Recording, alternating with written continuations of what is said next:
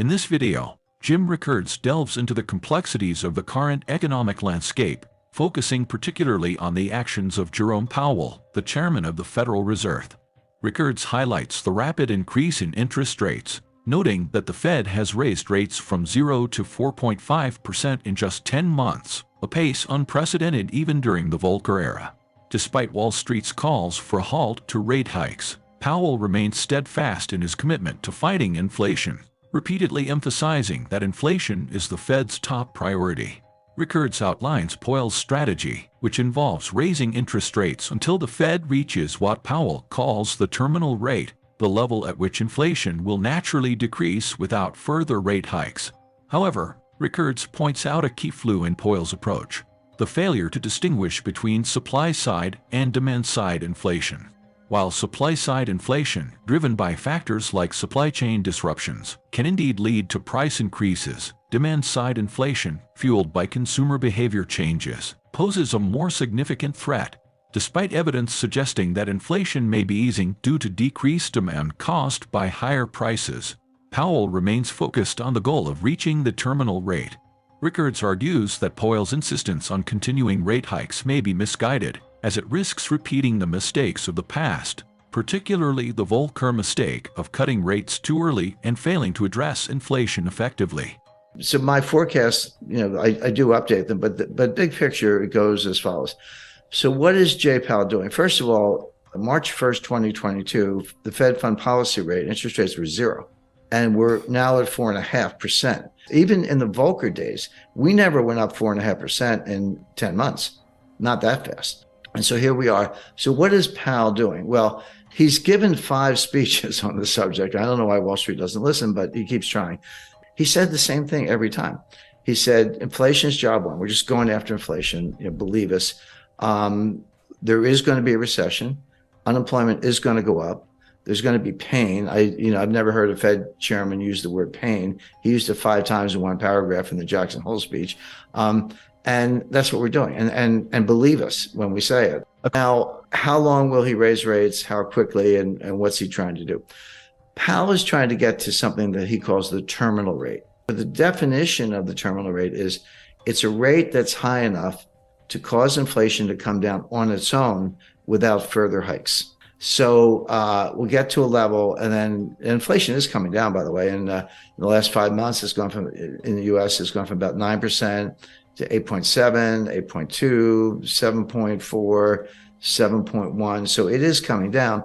Having said that, the target is 2%, and 7.1 is still a far cry from 2. So he's not there, but he's making progress. So here's I hate to use the word conundrum, but it kind of is. Wall Street's saying, you're done. You did it. Mission accomplished. Inflation is coming down. You got what you wanted. Give it time. Stop raising rates. You're going to kill the economy. But the Fed is saying, well, we actually don't know. We can't untangle it. Yes, inflation is coming down. That's objective. But is it coming down because we're still raising rates? Or is it coming down because we're at the terminal rate? Those are two different things.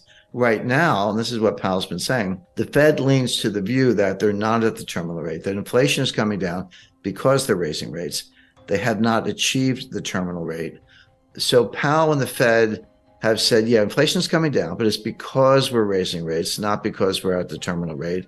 We're going to get to the terminal rate, probably 2 more hikes, and then we'll pause. And then if we're right, we'll just let inflation come down on its own. And that may take a year. So all this stuff about the Fed pivot and cutting rates and all that stuff, I mean, the Fed's thinking mid-2024 before they do that.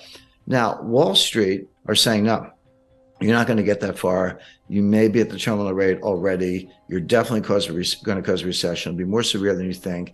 And rates are going to have to come down sooner than people expect. In other words, you've already achieved the terminal rate. You just don't know it. And you'll probably be the last to know. So with Wall Street, with the cheerleaders, sending that message, but with some serious market indicators, including yield curves, sending that message, why is Powell sticking to the game plan as I described it? And the answer goes back to 1980, believe it or not, and what's called the Volcker mistake. People forget that there was a recession in 1980. It was sharp but quick. It was over very quickly. It had nothing to do with monetary policy. The Carter administration issued some dopey regulation on a ceiling on credit card interest rates. And the industry said, fine, we're just not going to lend anybody any money. The economy fell instantly, kind of like a smaller version of what happened in 2020 with the pandemic panic. And then they said, oh, sorry, just kidding. And then they took the ceiling off, and then things got back to normal. Now, this was a time when farmers around the country were driving front loaders and tractors to Washington, and they were circling the Fed building. And one guy drove his tractor up the steps of the Fed, and Volcker was being burned in effigy. That all happened. So it was a little bit of pressure. And of course, Congress was up in arms and the White House was up in arms. So Volcker, not quite panicked, but he cut interest rates 7 percentage points, not 0.7, 7 full percentage points to deal with the recession, which, number one, was unnecessary because the recession was caused by a policy blunder from the White House, which was quickly corrected. And number two, he had not won the fight against inflation. Well, after he cut rates and we came out of that very quick sort of snap recession, inflation got even worse. And that's when Volcker had to raise rates to 20%. And Volcker, in hindsight, and he said this in his last book just before he died, he said, we shouldn't have done that. We should have stuck to our inflation mission. So now Powell, remember, Powell's not an economist, he's a lawyer, so he kind of thinks like a lawyer. I can relate to that, looking at both sides. Powell does not want to be that guy.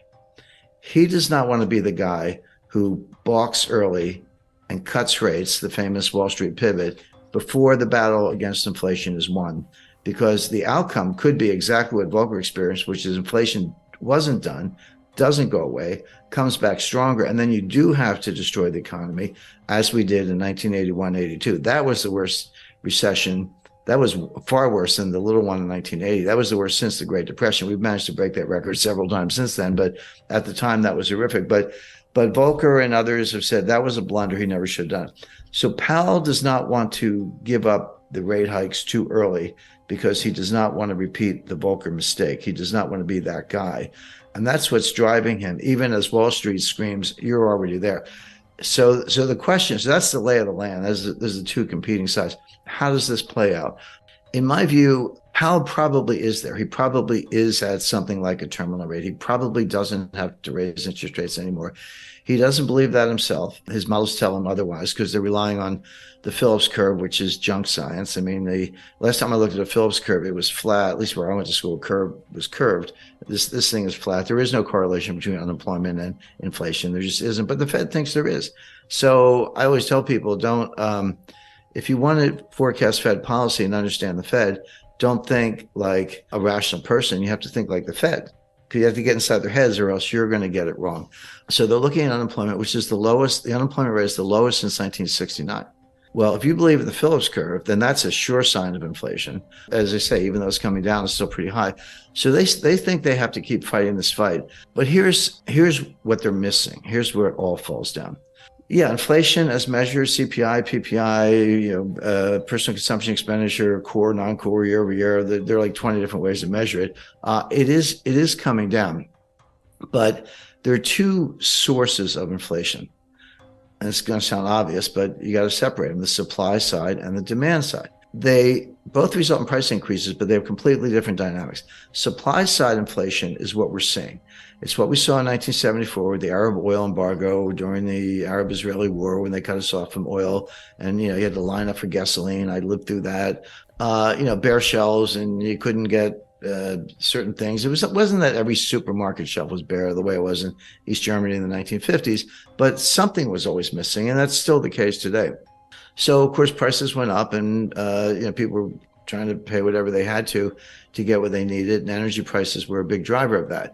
So that feeds through as a form of inflation. The other kind of inflation is from the demand side. So the supply side is called cost push. Costs go up and they push it onto the consumers. The other kind is from the demand side. It's called demand pull. And basically consumers have a change of mentality. They're worried about inflation. They would say, hey, I was thinking about buying a refrigerator. Gee, I better go buy it today because if I wait for 6 months, the price is going to go up. Or apply that to anything, a new dress, new suit of clothes, whatever. And so you're pulling demand forward and it's behavioral. And that will also drive prices up. But they're very different things. Now, cost push can morph into demand pull. That's what happened in the 70s. It started from the supply side, but by the late 70s, 80s, and Volcker, which we've just been talking about, it had tipped over into the demand side. That hasn't happened yet. We've had the supply side inflation, the cost push. It hasn't yet tipped into demand pull. It hasn't really affected consumer behavior that much in terms of people anticipating more inflation. It could, but it hasn't happened yet. Here's why that's an important distinction.